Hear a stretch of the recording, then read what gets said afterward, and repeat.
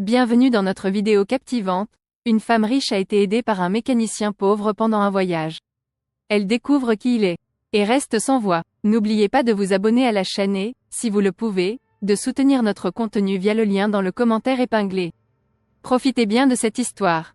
Éléonore Beaumont, héritière d'une fortune colossale dans l'industrie du luxe, filait à toute allure sur l'autoroute déserte. Sa Porsche 911 GT3 rugissant dans la nuit. Elle fuyait Paris, fuyait sa vie, fuyait tout. Les larmes coulaient sur ses joues parfaitement maquillées, brouillant sa vision. Le monde s'effondrait autour d'elle. Quelques heures plus tôt, lors d'un gala de charité, elle avait surpris son fiancé, Alexandre, dans les bras de sa meilleure amie, Chloé. La trahison était insupportable. D'un coup, tout ce en quoi elle croyait était évaporé. L'amour, une illusion. L'amitié, un mensonge. La confiance, une chimère. Perdue dans ses pensées tumultueuses, Éléonore ne remarqua pas immédiatement les premiers signes de défaillance de sa voiture. Ce n'est que lorsque le moteur commença à tousser violemment qu'elle réalisa que quelque chose n'allait pas. Paniquée, elle ralentit et se rangea sur le bas-côté, juste à temps pour voir la fumée échapper du capot. Non, non, non, cria-t-elle, frappant le volant de frustration. Elle était seule, au milieu de nulle part. À 3 heures du matin. Son téléphone n'avait plus de batterie, et elle n'avait aucune idée de l'endroit où elle se trouvait exactement. Éléonore sortit de la voiture, l'air frais de la nuit la faisant frissonner dans sa robe de soirée. Elle regarda autour d'elle, désespérée. L'obscurité était totale, à l'exception des phares de sa Porsche qui éclairaient faiblement la route déserte. Le silence était assourdissant, uniquement troublé par le crissement des grillons et le bruissement du vent dans les arbres. Soudain, elle aperçut au loin une faible lueur. Un garage, à cette heure-ci, cela semblait improbable, mais était son seul espoir. Rassemblant son courage, Éléonore commença à marcher le long de la route, ses talons hauts s'enfonçant dans le gravier. Après ce qui lui sembla une éternité, elle atteignit enfin la source de la lumière. Était bien un garage, petit et vétuste. Mais ouvert. Un vieux néon clignotant annonçait « Garage Lefort, ouvert 24/7e ». Éléonore poussa un soupir de soulagement. Elle s'approcha de l'entrée et appela « Il y a quelqu'un ?»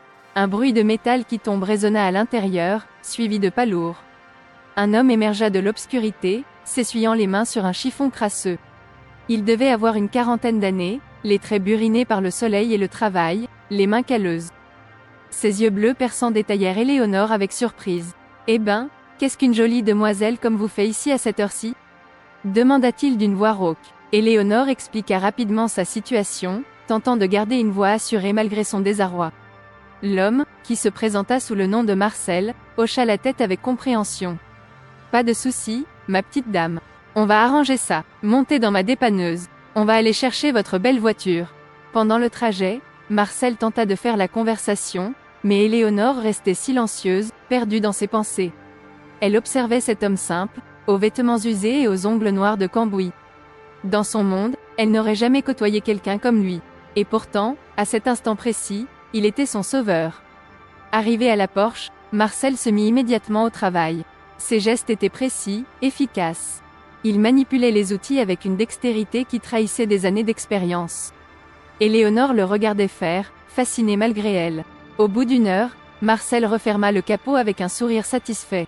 « Voilà, ma petite dame. Était juste une durite qui avait lâché. J'ai fait une réparation de fortune, ça vous permettra de rentrer chez vous. Mais faudra faire vérifier ça par un garagiste dès que possible. » Éléonore était soulagée, mais aussi étrangement émue par la gentillesse de cet inconnu. Pour la première fois de la soirée, un vrai sourire éclaira son visage. « Merci infiniment, Marcel. Combien vous dois-je » Marcel secoua la tête. « Rien du tout, ma petite dame. Ça me fait plaisir d'aider. » Éléonore insista, mais Marcel refusa catégoriquement tout paiement. Finalement, elle accepta sa générosité, le cœur serré par une émotion qu'elle ne comprenait pas totalement. Alors qu'elle s'apprêtait à repartir, Marcel lui tendit une carte de visite écornée. « Si jamais vous avez encore besoin d'aide, n'hésitez pas à m'appeler. » Éléonore prit la carte, la regarda un instant, puis leva les yeux vers Marcel. Pour la première fois, elle le vit vraiment. Derrière la crasse et les vêtements usés, il y avait une bonté sincère dans ses yeux, une humanité qui la toucha profondément. « Merci, Marcel, dit-elle doucement. Je n'oublierai pas, et tandis qu'elle reprenait la route. Éléonore sentit que quelque chose avait changé en elle. Cette rencontre improbable avait ouvert une brèche dans le mur qu'elle avait érigé autour de son cœur. Une brèche par laquelle, sans qu'elle le sache encore, allait s'engouffrer un vent de changement qui bouleverserait sa vie à jamais.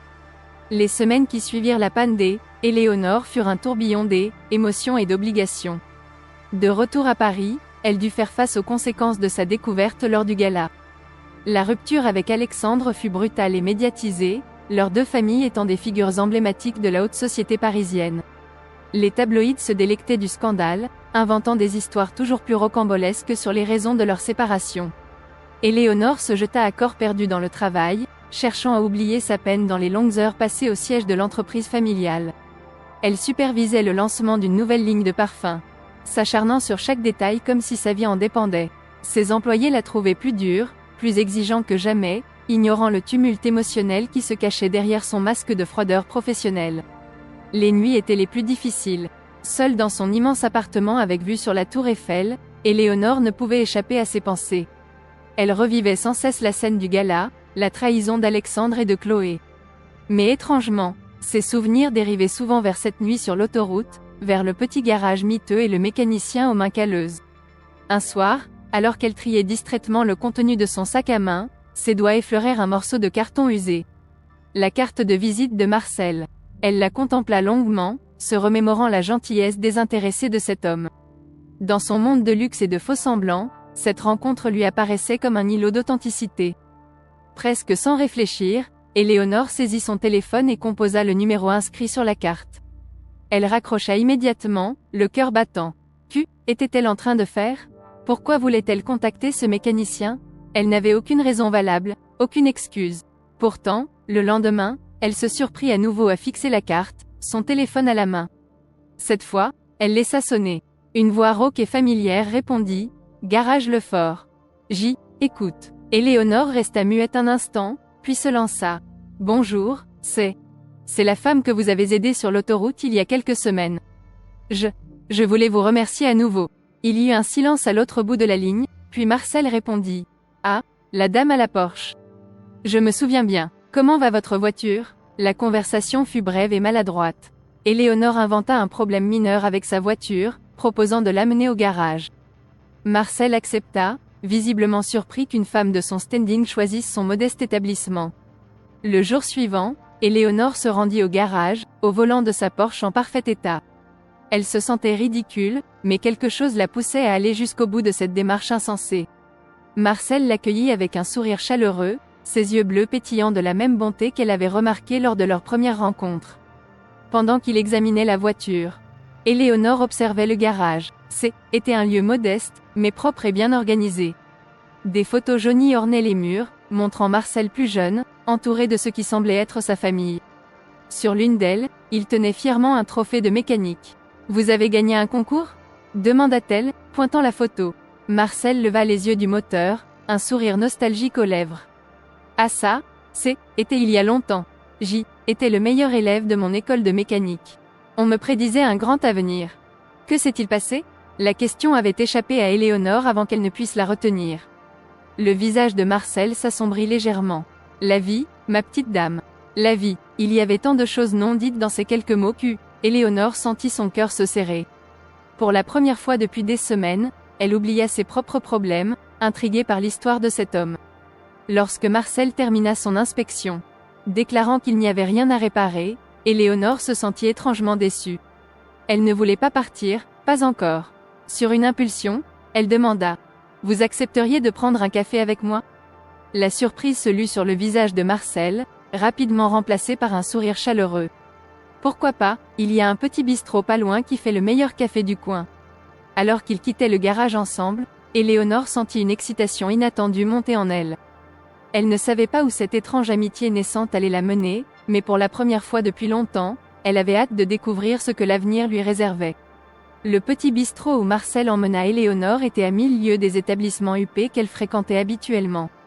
Les tables en formica, les chaises dépareillées et le brouhaha chaleureux des habitués créaient une atmosphère conviviale qui la surprit agréablement. Ils s'installèrent dans un coin, leur tasse de café fumant devant eux. Au début, la conversation fut hésitante. Ils venaient de deux mondes si différents qu'ils peinaient à trouver un terrain commun. Mais peu à peu, la glace se brisa. Marcel raconta des anecdotes sur ses clients les plus excentriques, faisant rire Éléonore aux éclats. Elle, De son côté, partagea quelques histoires sur les caprices des célébrités avec lesquelles elle travaillait. Vous savez, dit Marcel en sirotant son café, j'ai toujours pensé que les gens riches comme vous vivaient dans un autre monde. Mais au final, on n'est pas si différents. Ces mots touchèrent Éléonore plus qu'elle ne l'aurait cru. C'est vrai, admit-elle, j'ai passé ma vie entourée de luxe, mais ça ne m'a pas rendue plus heureuse. Le visage de Marcel s'adoucit. Vous semblez porter un lourd fardeau, ma petite dame. Si vous voulez en parler, je suis bon pour écouter. Étonnamment, Éléonore se surprit à se confier.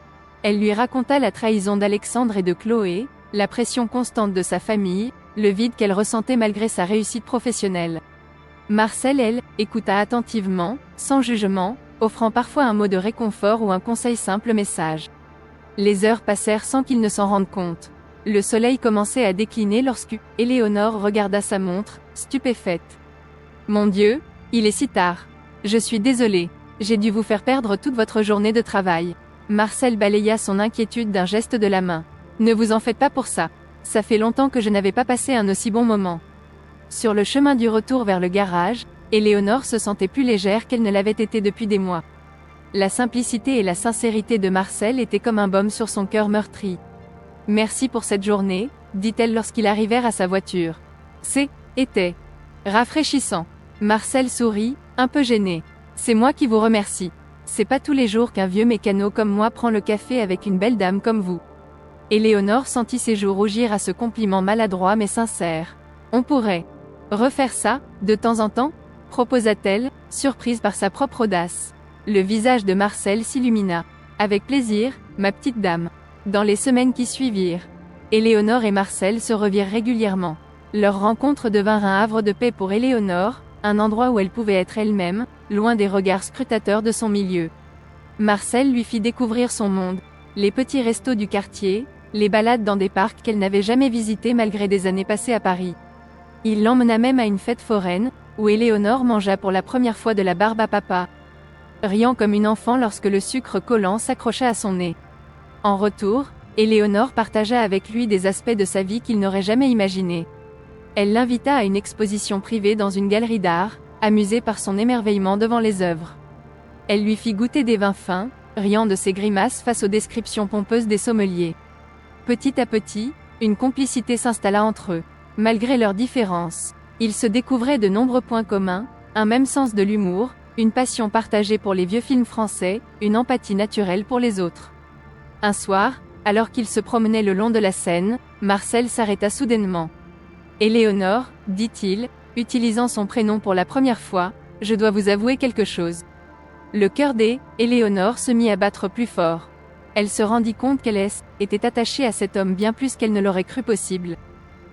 Marcel hésita, cherchant ses mots. « Je ne suis pas celui que vous croyez. » Éléonore le regarda, perplexe. « Que voulez-vous dire ?» Marcel prit une profonde inspiration. « Il y a des choses sur mon passé que je ne vous ai pas dites. Des choses qui pourraient tout changer entre nous. » Le suspense était palpable. Éléonore sentait que ce qui allait suivre bouleverserait leur relation à jamais. Mais avant que Marcel ne puisse continuer, un cri retentit derrière eux. Ils se retournèrent pour voir une femme pointer du doigt quelque chose dans la Seine. Un enfant était tombé à l'eau et se débattait dans le courant. Sans hésiter une seconde, Marcel plongea dans les eaux sombres du fleuve. Le cœur d'Éléonore semblait être arrêté. Elle regardait, impuissante, Marcel qui fendait les eaux sombres de la Seine. Le courant était fort, et l'enfant, paniqué, se débattait, rendant le sauvetage encore plus périlleux. Une foule était rapidement formée sur les quais, certains appelant les secours, d'autres criant des encouragements. Marcel nagea avec une force et une agilité qu'Éléonore ne lui connaissait pas. Il atteignit l'enfant en quelques brasses puissantes, le saisit fermement et commença à le ramener vers la rive. Le combat contre le courant était intense, et Éléonore pouvait voir l'effort sur le visage de Marcel. Finalement, après ce qui sembla une éternité, Marcel atteignit le bord. Des mains se tendirent pour l'aider à sortir de l'eau avec l'enfant. Les parents de ce dernier, en larmes, se précipitèrent pour le prendre dans leurs bras, remerciant Marcel avec effusion. Éléonore se rua vers Marcel, qui était assis sur le sol, haletant. Elle s'agenouilla à côté de lui, tremblante d'émotion. « Mon Dieu, Marcel, était incroyable, vous auriez pu vous noyer. » Marcel lui sourit faiblement. Il fallait bien que quelqu'un fasse quelque chose. Les secours arrivèrent peu après, vérifiant l'état de l'enfant et de Marcel. Heureusement, hormis le choc et le froid, ils allaient tous les deux bien. Les policiers prirent leur déposition, et bientôt, la foule commença à se disperser. Éléonore insista pour ramener Marcel chez lui. Dans la voiture, un silence chargé s'installa. L'adrénaline retombait, laissant place à une multitude de questions. Marcel, commença Éléonore doucement, ce que vous avez fait. Était incroyable. Mais je ne peux m'empêcher de penser à ce que vous étiez sur le point de me dire avant tout ça. Marcel soupira profondément. Il semblait lutter intérieurement, pesant chaque mot. Éléonore, je vous dois la vérité. Je ne suis pas qu'un simple mécanicien. Il marqua une pause, cherchant ses mots. Il y a 20 ans, j'étais nageur professionnel. J'ai participé aux Jeux Olympiques, j'ai même remporté une médaille d'argent. Éléonore le regarda, bouche bée. Mais, pourquoi ne me l'avez-vous jamais dit? Parce que cette vie est derrière moi maintenant, répondit Marcel, une pointe de tristesse dans la voix. Après les Jeux, j'ai eu un grave accident de voiture. Ma carrière était finie. J'ai tout perdu, la gloire, l'argent. Même ma famille n'a pas supporté ma chute. Les pièces du puzzle commençaient à s'assembler dans l'esprit d'Éléonore. Les photos dans le garage, les trophées, cette force insoupçonnée. Je me suis reconstruit, petit à petit, continua Marcel. J'ai appris la mécanique, j'ai ouvert ce garage. C'était une nouvelle vie, loin des projecteurs, loin de la pression. Et puis vous êtes arrivés. Il se tourna vers elle, ses yeux brillants d'une émotion contenue. Vous m'avez rappelé la personne que j'étais avant. Votre monde, était le mien autrefois. J'ai voulu vous le dire tant de fois, mais j'avais peur. Peur que vous me voyiez différemment. Éléonore resta silencieuse un moment, assimilant cette révélation. Puis, doucement, elle prit la main de Marcel dans la sienne. Marcel, ça ne change rien pour moi. L'homme que je connais, c'est celui qui m'a aidé sur cette route. Celui qui m'a fait redécouvrir la simplicité et la joie de vivre. Que vous ayez été champion olympique ou non, c'est cet homme-là qui compte pour moi. Les yeux de Marcel s'embuèrent de larmes. Vous ne pouvez pas savoir ce que ça représente pour moi d'entendre ça. Ils arrivèrent devant l'immodeste immeuble de Marcel. Avant de descendre de la voiture, il se tourna vers Éléonore. Il y a autre chose que je dois vous dire. Quelque chose qui pourrait tout changer entre nous. Éléonore sentit son cœur s'accélérer. Quoi donc? Marcel prit une profonde inspiration. Je crois que je suis en train de tomber amoureux de vous, Éléonore. Le temps sembla s'arrêter. Éléonore resta figée, ces mots résonnant dans son esprit. Avant qu'elle ne puisse répondre, Marcel sortit rapidement de la voiture, lui adressant un dernier regard mêlé d'espoir et de crainte avant de disparaître dans son immeuble. Éléonore resta là, sous le choc, son monde une fois de plus bouleversé. Que ressentait-elle vraiment pour Marcel? Et comment cette révélation allait-elle affecter leur relation? Les jours qui suivirent furent un tourbillon d'émotions pour Éléonore. L'aveu de Marcel l'avait profondément ébranlée, faisant remonter à la surface des sentiments qu'elle avait enfouis au plus profond d'elle-même. Elle oscillait entre l'excitation à l'idée d'une nouvelle histoire d'amour et la peur de s'engager à nouveau, marquée par sa récente trahison. Elle évita Marcel pendant une semaine, prétextant un voyage d'affaires urgent. En réalité, elle passait ses journées enfermée dans son bureau, tentant désespérément de se concentrer sur son travail, mais son esprit revenait sans cesse vers le mécanicien aux yeux bleus. Un matin, alors qu'elle arrivait au siège de son entreprise, Éléonore fut surprise de voir une limousine noire garée devant l'entrée. À peine eut-elle franchi les portes de l'immeuble que sa secrétaire se précipita vers elle, l'air paniqué. « Mademoiselle Beaumont, votre père vous attend dans votre bureau. Il est arrivé il y a 1 heure et il est furieux. » Éléonore sentit son sang se glacer. Son père, Victor Beaumont, était connu pour son tempérament explosif et son contrôle implacable sur l'entreprise familiale. Que faisait-il ici? Elle entra dans son bureau, le cœur battant. Victor Beaumont se tenait devant la baie vitrée, dos à elle, les mains croisées derrière son dos dans une posture qui trahissait sa colère contenue. « Père, commença Éléonore, quelle surprise! Que me vaut l'honneur de votre visite? » Victor se retourna lentement, son regard dur se posant sur sa fille. « J'espérais que tu aurais la décence de m'expliquer toi-même, Éléonore. Mais apparemment, je dois tout apprendre par la presse à scandale. » Il jeta un magazine sur le bureau. En couverture, une photo floue montrait Éléonore et Marcel, main dans la main, se promenant au bord de la Seine. Le titre criait « L'héritière Beaumont et son amant secret, un mécanicien ». Éléonore sentit la colère monter en elle. « Vous me faites suivre maintenant? Je protège les intérêts de notre famille, rétorqua Victor. As-tu la moindre idée du tort que cette liaison peut causer à notre réputation? À nos affaires? Marcel n'est pas une liaison, répliqua Éléonore, sa voix tremblant d'émotion. C'est un homme bon, honnête, qui m'a rappelé ce que était que être vraiment vivante. Victor ricana. Un mécanicien. Tu pourrais avoir n'importe quel homme de la haute société, et tu choisis un garagiste. Il a été champion olympique, lâcha Éléonore, avant de se mordre la lèvre, regrettant immédiatement d'avoir révélé ce secret. Son père haussa un sourcil, intrigué malgré lui. Vraiment? Eh bien, cela explique peut-être son attrait pour toi. Mais cela ne change rien, Éléonore. Tu as des responsabilités envers cette famille, envers cette entreprise. Il s'approcha d'elle, son ton devenant plus doux, presque manipulateur. Ma chérie, je comprends que tu traverses une période difficile après ce qui s'est passé avec Alexandre. Mais Marcel, ce n'est qu'une distraction. Tu mérites mieux. Éléonore sentit les larmes lui monter aux yeux. Et si était lui, le mieux pour moi? Si était lui qui me rendait vraiment heureuse? Victor secoua la tête, son visage se durcissant à nouveau. Je ne te laisserai pas ruiner tout ce que nous avons construit pour un caprice. Tu as un choix à faire, Éléonore. Soit tu mets fin à cette relation ridicule, soit tu peux dire adieu à ton héritage et à ta place dans cette entreprise. Le choc de cet ultimatum frappa Éléonore de plein fouet. Son père sortit du bureau, la laissant seule face à une décision impossible. Tremblante, elle s'effondra dans son fauteuil.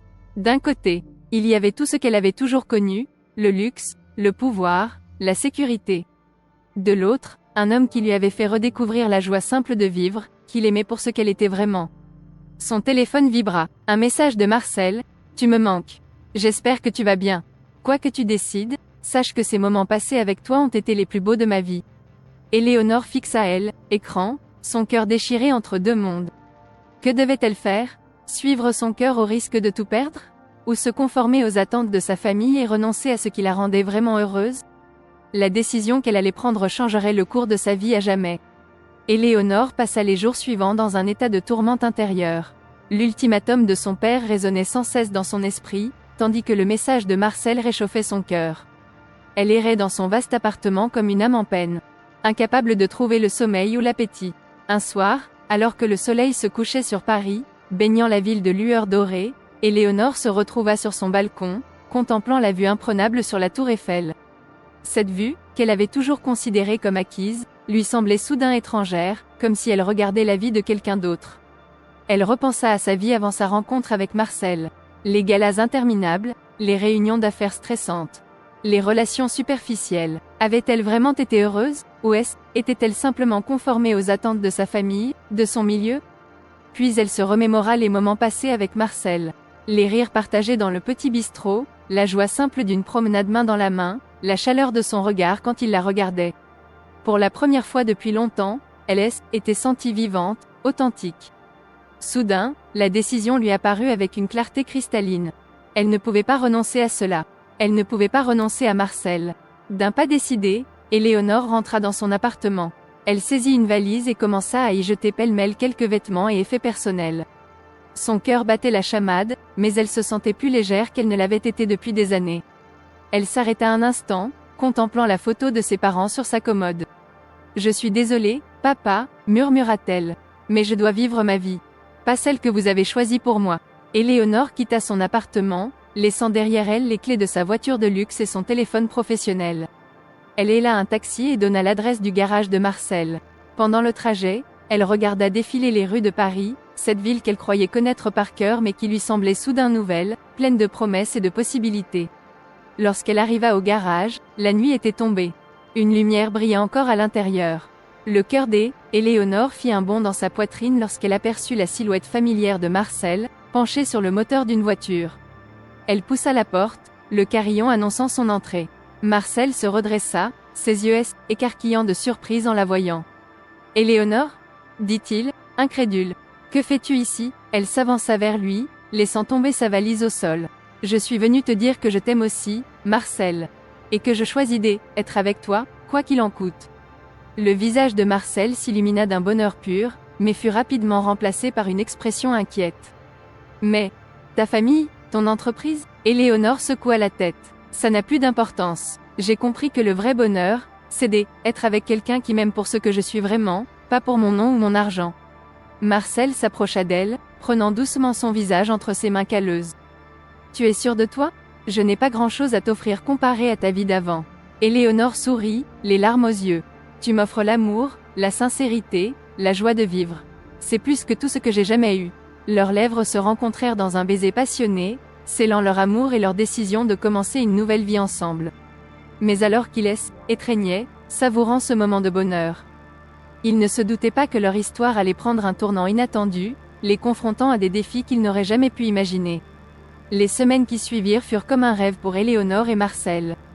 Ils emménagèrent ensemble dans le modeste appartement au-dessus du garage, une vie simple mais remplie d'amour et de rire.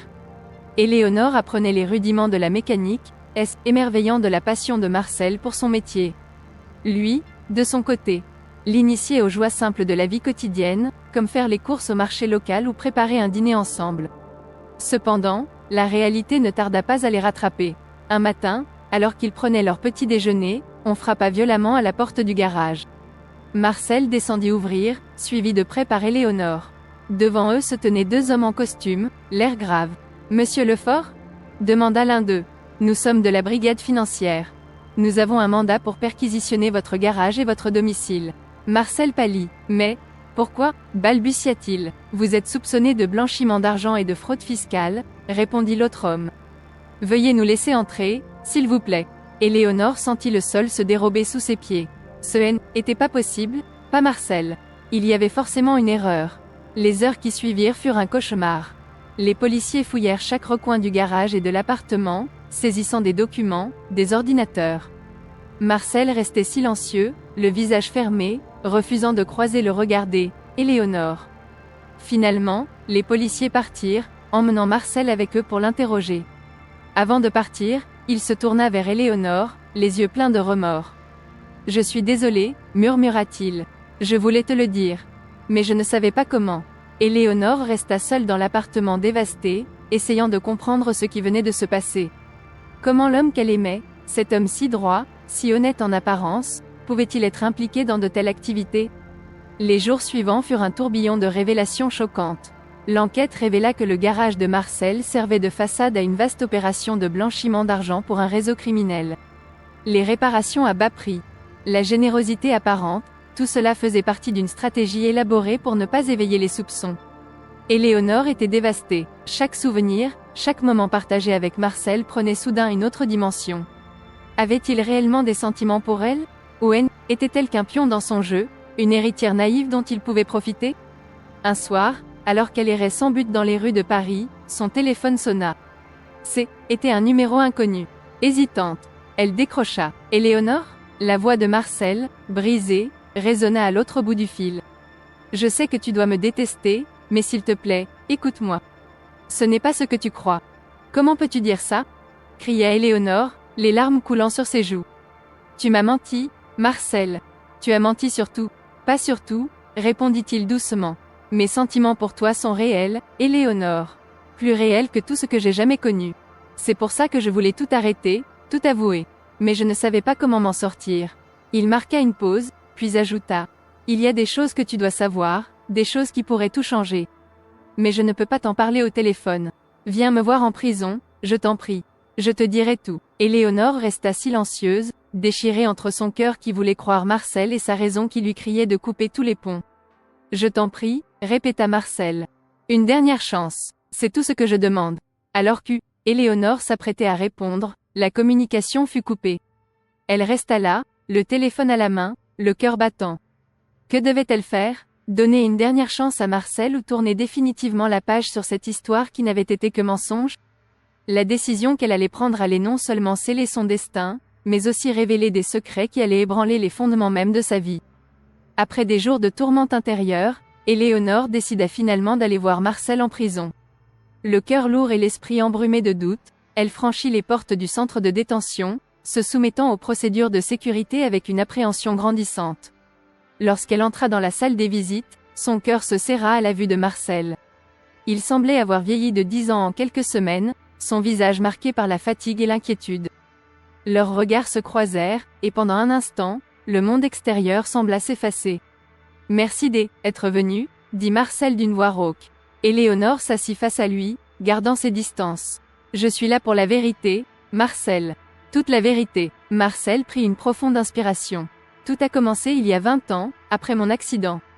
J'y étais au plus bas, criblé de dettes, sans perspective d'avenir. C'est là que j'ai rencontré Victor. Éléonore tressaillit. Victor? Mon père? Marcel hocha la tête. Oui, il m'a approché avec une proposition. Il avait besoin de quelqu'un pour gérer certaines transactions discrètes. En échange, il m'aiderait à me remettre sur pied. Les révélations s'enchaînèrent, chacune plus choquante que la précédente. Victor Beaumont, le respectable homme d'affaires, était en réalité à la tête d'un vaste réseau de blanchiment d'argent. Le garage de Marcel N était qu'un maillon dans une chaîne complexe d'entreprises façades. Mais alors, balbutia Éléonore, notre rencontre sur l'autoroute. C'était un hasard, affirma Marcel, ses yeux brillants de sincérité. Je te jure, Éléonore, je ne savais pas qui tu étais cette nuit-là. Quand j'ai compris, j'ai paniqué. Je voulais tout arrêter, mais ton père. Il m'a menacé, pas seulement moi, mais toi aussi. Éléonore sentit le monde tourner autour d'elle. Toute sa vie, tout ce en quoi elle croyait, s'effondrait. J'ai des preuves, continua Marcel. Des documents, des enregistrements. Tout est caché dans un coffre à la banque. La clé est, soudain, la porte de la salle s'ouvrit avec fracas. 2 hommes en costume entrèrent, suivis de près par Victor Beaumont lui-même. Ça suffit, tonna Victor. Éléonore, éloigne-toi de ce menteur. Mais Éléonore ne bougea pas. Elle fixait son père. Voyant pour la première fois le masque se fissurer, révélant l'homme impitoyable qui se cachait derrière. C'est vrai, n'est-ce pas? Demanda-t-elle, sa voix tremblante de colère. Tout ce que Marcel a dit. C'est toi qui es derrière tout ça. Victor eut un rire froid. Ma chère fille, tu es si naïve. Le monde des affaires n'est pas fait pour les âmes sensibles. J'ai fait ce qu'il fallait pour protéger notre empire. En ruinant des vies? En me mentant pendant toutes ces années? Les événements s'enchaînèrent rapidement. Victor fit un geste, et ses hommes s'avancèrent vers Marcel. Mais Éléonore s'interposa. Si tu le touches, dit-elle à son père, je révèle tout. Chaque détail, chaque transaction. Je détruirai tout ce que tu as construit. Un silence pesant s'abattit sur la pièce. Victor regardait sa fille, partagée entre la colère et une forme de respect réticent. Tu ne ferais pas ça, dit-il finalement. Tu es une Beaumont, la loyauté familiale est dans ton sang. Éléonore se redressa, puisant une force qu'elle ne se connaissait pas. Je suis peut-être une Beaumont, mais je suis avant tout moi-même. Et je choisis la vérité. À cet instant, des sirènes retentirent au loin, se rapprochant rapidement. Victor pâlit, comprenant que le jeu était terminé. Éléonore se tourna vers Marcel, leurs regards se croisant dans une compréhension mutuelle. Quoi qu'il arrive maintenant, ils affronteraient ensemble les tempêtes à venir. Alors que les policiers envahissaient la salle, Éléonore réalisa que ce n'était pas la fin, mais le début d'un nouveau chapitre. Un chapitre où la vérité, aussi douloureuse soit-elle, ouvrirait la voie à un avenir qu'elle n'aurait jamais osé imaginer. Les mois qui suivirent l'arrestation de Victor Beaumont furent un tourbillon d'événements pour Éléonore. L'empire Beaumont s'effondra comme un château de cartes. Chaque jour apportant son lot de nouvelles révélations sur l'étendue de la corruption. Les médias se déchaînèrent, disséquant chaque aspect de l'affaire, transformant du jour au lendemain Éléonore en figure centrale d'un des plus grands scandales financiers de l'histoire française. Mais au milieu de ce chaos, Éléonore trouva une force qu'elle ne se connaissait pas. Elle décida de prendre les choses en main, déterminée à réparer autant que possible les torts causés par son père. Avec l'aide d'avocats et d'experts financiers, elle entreprit de démêler les chevaux complexes des transactions illégales. Elle collabora pleinement avec la justice, fournissant toutes les informations en sa possession. Son témoignage fut crucial pour l'inculpation de nombreux complices de son père. Marcel, quant à lui, bénéficia d'une réduction de peine en échange de sa coopération. Sa relation avec Éléonore fut mise à rude épreuve pendant cette période, mais leur amour, forgé dans l'adversité, ne fit que se renforcer. Un jour, alors qu'Éléonore visitait Marcel en prison, il lui fit une proposition inattendue. « J'ai beaucoup réfléchi, dit-il, ses yeux brillants d'une nouvelle détermination. Quand je sortirai d'ici, je veux utiliser mes compétences pour faire le bien. J'ai pensé à un programme de réinsertion pour les anciens détenus, leur apprendre la mécanique. Leur donner une seconde chance. » Éléonore sentit son cœur se gonfler de fierté et d'amour. « C'est une idée merveilleuse, Marcel. Et je veux t'aider à la réaliser. » Ensemble, ils commencèrent à élaborer des plans. Éléonore utilisa ce qui restait de sa fortune personnelle pour acheter plusieurs garages en difficulté à travers Paris. L'idée était de les transformer en centres de formation et d'insertion, offrant aux ex-détenus et aux jeunes en difficulté une opportunité d'apprendre un métier et de se reconstruire. Le projet rencontra initialement beaucoup de scepticisme et d'opposition. Certains voyaient d'un mauvais œil l'héritière déchue des Beaumont s'associer à un ancien détenu. D'autres doutaient de la viabilité économique du projet. Mais Éléonore et Marcel persévérèrent. Petit à petit, leur vision commença à prendre forme. Le premier garage rénové ouvrit ses portes 6 mois après la libération de Marcel. La cérémonie d'inauguration fut modeste, loin du faste des galas auxquels Éléonore était habituée, mais elle était empreinte d'une émotion et d'une authenticité qui la touchèrent profondément. Voir les premiers apprentis, des hommes et des femmes cherchant une seconde chance, travailler avec enthousiasme sous la tutelle bienveillante de Marcel fut pour Éléonore une révélation. Elle comprit alors que sa véritable vocation n'avait jamais été de diriger une entreprise de luxe, mais d'aider les autres à se reconstruire. Le succès du premier garage en entraîna d'autres. Bientôt, le réseau « Nouvelle Route », comme ils avaient baptisé leur initiative, comptait 5 établissements à travers Paris. Les histoires de réussite se multipliaient, d'anciens délinquants devenant des mécaniciens respectés, des jeunes en décrochage trouvant une nouvelle motivation. Un soir, alors qu'ils fermaient le garage après une longue journée de travail, Marcel prit la main d'Éléonore. « Tu sais, dit-il doucement, quand je t'ai rencontré cette nuit-là sur l'autoroute, je n'aurais jamais imaginé où cela nous mènerait. » Éléonore sourit, serrant sa main. La vie nous réserve parfois des surprises merveilleuses. Alors qu'ils marchaient main dans la main dans les rues de Paris, Éléonore réalisa à quel point leur voyage avait été extraordinaire. De l'héritière privilégiée au mécano au passé trouble, ils avaient traversé des épreuves qui auraient pu les briser. Au lieu de cela, ils en étaient sortis plus forts, plus sages, et plus déterminés que jamais à faire une différence dans le monde. Mais leur histoire n'était pas encore terminée. Un dernier chapitre restait à écrire, un chapitre qui allait une fois de plus mettre à épreuve leur amour et leur détermination.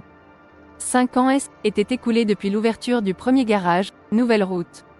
Le réseau était étendu bien au-delà de Paris, comptant désormais des établissements dans toute la France. Éléonore et Marcel étaient devenus des figures respectées dans le domaine de la réinsertion sociale, leur modèle faisant école dans d'autres pays européens. Un matin d'automne, alors qu'Éléonore préparait le petit déjeuner dans leur modeste appartement au-dessus du garage originel. Elle fut surprise par Marcel qui entra dans la cuisine, l'air préoccupé. « Éléonore, dit-il doucement, j'ai reçu une lettre ce matin. De ton père. » Le cœur d'Éléonore manqua un battement. Victor Beaumont purgeait toujours sa peine en prison, coupé du monde extérieur. Elle n'avait pas eu de nouvelles de lui depuis des années. « Que dit-il » demanda-t-elle, la voix tremblante. Marcel lui tendit la lettre. « Il souhaite nous voir. Tous les deux. » La visite à la prison fut chargée d'émotions. Victor Beaumont semblait avoir vieilli de 20 ans. Son regard, autrefois dur et impérieux, était maintenant empreint de remords et de lassitude.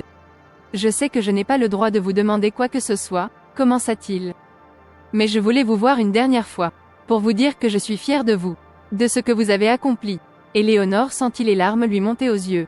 Pendant des années, elle avait espéré entendre ces mots de la bouche de son père. Victor continua, « J'ai passé beaucoup de temps à réfléchir ici, à mes erreurs, à mes choix. Et j'ai réalisé que la plus grande richesse que j'ai jamais eue, était toi, Éléonore.